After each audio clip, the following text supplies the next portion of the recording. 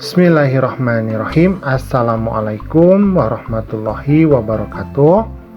Pada kesempatan kali ini kita akan belajar di kelas 7 bab yang pertama, yaitu materi lebih dekat dengan Allah Subhanahu wa Ta'ala yang sangat indah namanya.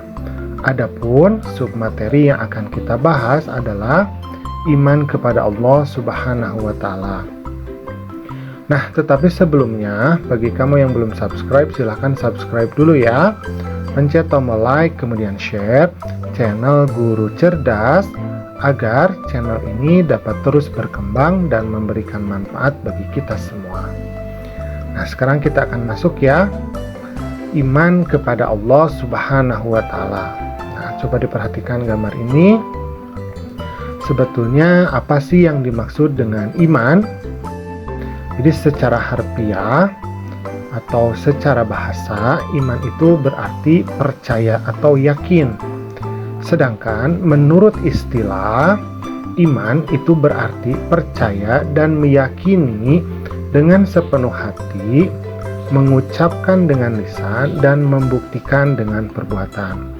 Jadi yang namanya iman itu bukan hanya cukup dengan percaya saja, tetapi lisan kita dan perbuatan kita itu mengikuti apa yang kita yakini. Jadi kalau kita percaya kepada Allah, maka kita akan mengikuti apa yang telah Allah firmankan melalui kitab Al-Quran, melalui Nabi Muhammad, baik itu secara lisan atau dengan perkataan kita maupun dengan perbuatan kita.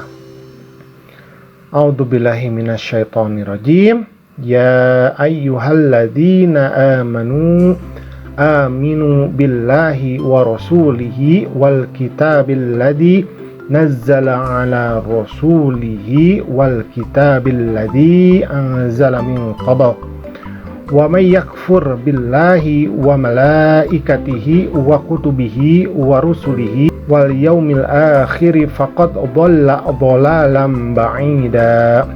Artinya, wahai orang-orang yang beriman, tetaplah beriman kepada Allah dan Rasul-Nya, yaitu Nabi Muhammad, dan kepada kitab Al-Quran yang diturunkan kepada Rasul-Nya, serta kitab yang diturunkan sebelumnya. Barang siapa ingkar kepada Allah, malaikat-malaikatnya, kitab-kitabnya, Rasul-Rasulnya, dan hari kemudian, maka sungguh orang itu telah tersesat sangat jauh. Quran Surat An-Nisa ayat ke-136. Nah, karena itu orang beriman ini memiliki tanda-tanda. Nah, tanda-tanda keimanan dalam diri seseorang ini dapat terlihat dari amal perbuatan yang dikerjakan, karena kepribadian diri seseorang merupakan pancaran dari iman yang ada di dalam diri seseorang tersebut. Jadi kalau misalkan seseorang beriman, maka perbuatannya ataupun lisannya itu akan mengikuti apa yang diimaninya atau diyakininya. Nah, misalkan di dalam hadis Nabi Muhammad SAW dikatakan, iman itu ada 70 atau 60 sekian cabang. Yang paling tinggi adalah perkataan La ilaha illallah, artinya tiada sesembahan atau tiada Tuhan yang berhak disembah itu kecuali Allah. Yang paling rendah adalah menyingkirkan gangguan dari jalanan, dan sifat malu merupakan bagian dari iman. Maka dikatakan bahwa keyakinan itu terpancar dalam perbuatan.